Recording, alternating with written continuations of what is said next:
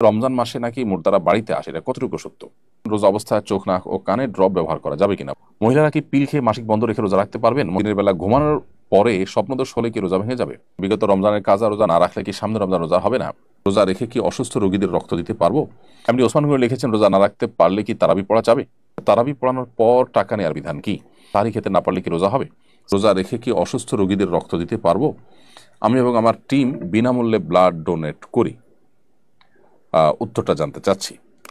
প্রিয় আরিফুল ইসলাম, আপনি আপনার টিম মানুষকে বিনামূল্যে যে রক্ত দিয়ে থাকেন সেটা অবশ্যই একটি ভালো কাজ, এবং রোজা রেখে যদি রক্ত দিলে আপনি অসুস্থ হয়ে রোজা রাখা কঠিন হয়ে যেতে পারে এরকম কোনো আশঙ্কা না থাকে, তাহলে সেক্ষেত্রে আপনি রোজা রেখে রক্ত দিতে পারেন, কোনো অসুবিধা নেই। রমজানে রোজা রেখে শরীর থেকে রক্ত বের করলে যে রোজা ভেঙে যায় তা কিন্তু নয়।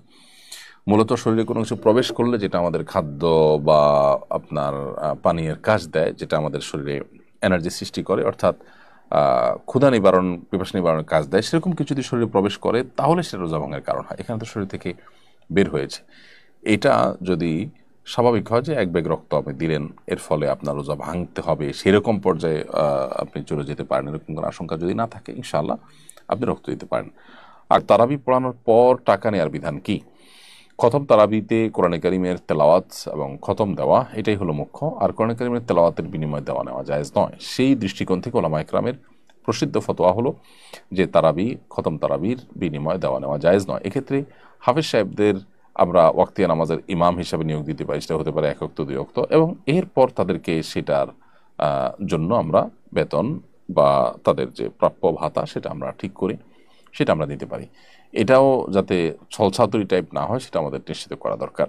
রোজা অবস্থায় চোখ, নাক ও কানে ড্রপ ব্যবহার করা যাবে কিনা? বোনামিনা, রোজা অবস্থায় আপনি চোখে ড্রপ ব্যবহার করতে পারেন, কানে ড্রপ ব্যবহার করতে পারেন, তবে নাকে ড্রপ ব্যবহার করতে পারেন না, কারণ নাকের যে ড্রপ সেটা আপনার নাকের ছিদ্র হয়ে কণ্ঠনালী হয়ে আপনার পেট পর্যন্ত যেতে পারে, সেজন্য এটা আপনি করতে পারবেন না। আর চোখ এবং কানের ড্রপ এটা আপনি ব্যবহার করতে পারবেন, কারণ বিশুদ্ধ মত অনুযায়ী, গবেষণা অনুযায়ী চোখ এবং কানে যে ড্রপ ব্যবহার করা হয়ে থাকে সেটা আমাদের পেটে যাওয়ার সম্ভাবনা একেবারেই ক্ষীণ।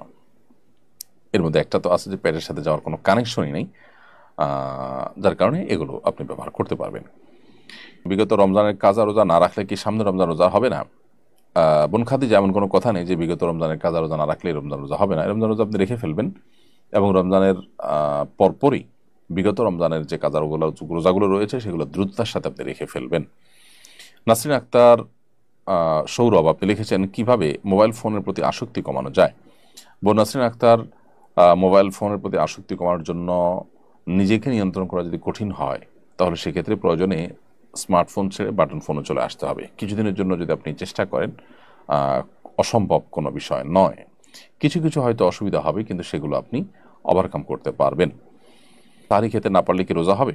সারি খেতে না পারলেও রোজা হবে। কোনো কারণে কেউ সারি খেতে পারলো না, তার মানে তিনি রোজা রাখবেন না, ব্যাপারটা কিন্তু তা নয়। অনেকে আছেন যে সারি খেতে না পারলে তিনি ভেঙে পড়েন যে কীভাবে রোজা রাখবেন। আসলে এতটা দুর্বল হওয়া, এতটা হীনমন্য হওয়া মুসলমানের সাজে না। এই জন্য সারি খেতে না পারলেও আমি রোজা রাখলে আমার সে রোজা যে একেবারে আমার জীবন হানি করে ফেলবে, আমি মরে যাবো, এরকম তো না। এই জন্য হিম্মত করা দরকার। তাছাড়া সাহারি খাওয়াটা এটা রমজানে রোজার একটা সুন্নত আমল। এর ফলে রোজার মূল স্ট্রাকচার ফরজ বা ওয়াজিব তো আর ছুটছে না, যার কারণে আপনার রোজা হয়ে যাবে। এমনি ওসমান গনি লিখেছেন, রোজা না রাখতে পারলে কি তারাবি পড়া যাবে? কোনো কারণে কেউ রোজা রাখতে পারলেন না, অসুস্থতার কারণে সফরে আছেন, তারাবি পড়তে পারবেন। রোজা না রাখতে পারলে তারাবি পড়া যাবে না, ব্যাপারটা এরকম না। আমরা অনেকে রোজার সাথে তারাবিকে এমনভাবে রিলেট করে ফেলেছি যে রোজা না রাখলে বোধহয় তারাবি আর পড়া যাবে না, অথবা কেউ তারাবি না পড়লে তার রোজা হবে না, এরকম কোনো বিষয় নয়। আসলে রোজা একটি ইবাদত, আর তারাবি আরেকটা ইবাদত। নবী করিম সাল্লাল্লাহু আলাইহি ওয়াসাল্লাম বলেছেন, মান কামা রমাদান ঈমানান ওয়া ইহতিসাবা গফিরা লাহু মা তাকাদ্দামা মিন যামবি। যে ব্যক্তি ঈমান এবং ইখলাসের সাথে সিয়াম পালন করবে তার পূর্বের সমস্ত গুনাহ মাফ করে দেওয়া হবে। ঠিক একই হাদিসে নবী সাল্লাল্লাহু আলাইহি ওয়াসাল্লাম আরও বলেছেন, যে ব্যক্তি ঈমান এবং ইহতিসাব বা ইখলাসের সাথে তারাবি সালাত আদায় করবে, আল্লাহ তাআলা তার পূর্বের সমস্ত গুনাহ মাফ করবেন। ছোটখাটো গুনাহের কথা মিন করা হয়েছে। তো এই জন্য আপনি কোনো কারণে রোজা রাখতে যদি নাও পারেন, তারাবির সময় হলে আপনি তারাবির পড়ার সুযোগ সামর্থ্য থাকলে অবশ্যই আপনি তারাবি পড়বেন। মহিলারা কি পিল খেয়ে মাসিক বন্ধ রেখে রোজা রাখতে পারবেন? মহিলারা পিল খেয়ে মাসিক বন্ধ রেখে রোজা রাখতে পারবেন যদি তাদের শরীরে বড় কোনো ক্ষতির আশঙ্কা না থাকে। যদি বড় কোনো সাইড এফেক্ট হতে পারে এরকম মনে হয়, তাহলে সেক্ষেত্রে নিজের শরীরকে ক্ষতি করে ধ্বংস করে আপনি এটা করতে পারেন না।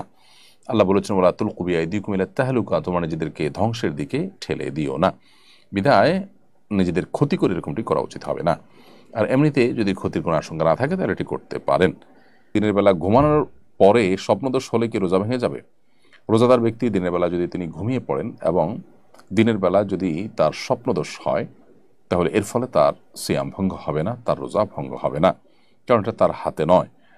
তবে ইচ্ছাকৃত বীর্যপাত ঘটালে সেটি অবশ্যই রোজা ভঙ্গের কারণ হবে, স্ত্রী সবাসকৃত রোজা ভঙ্গের কারণ হবে, সেটি বলাই বাহুল্য। কিন্তু স্বপ্নদোষ হলে যদি বীর্যপাত হয়ও, তার ফলে তার রোজা ভাঙবে না, তবে গোসল ফরজ হবে, সেই হিসাবে তিনি গোসল করে নামাজ আদায় করবেন। রমজান মাসে নাকি মুর্দারা বাড়িতে আসে, এটা কতটুকু সত্য? রমজান মাসে নাকি মুর্দারা বাড়িতে আসে, এটা কতটুকু সত্য? রমজান মাসে মুর্দারা বাড়িতে আসে মর্মে যে কথা প্রচলিত আছে আমাদের সমাজে, সেটা একেবারেই ভুল এবং ভ্রান্ত কথা, এর কোনো বাস্তবতা নেই, নিছকই মন গড়া কথা। বিধায় এখান থেকে আমরা যথাসম্ভব মন গড়া কথা থেকে আমরা বিরত থাকার চেষ্টা করব।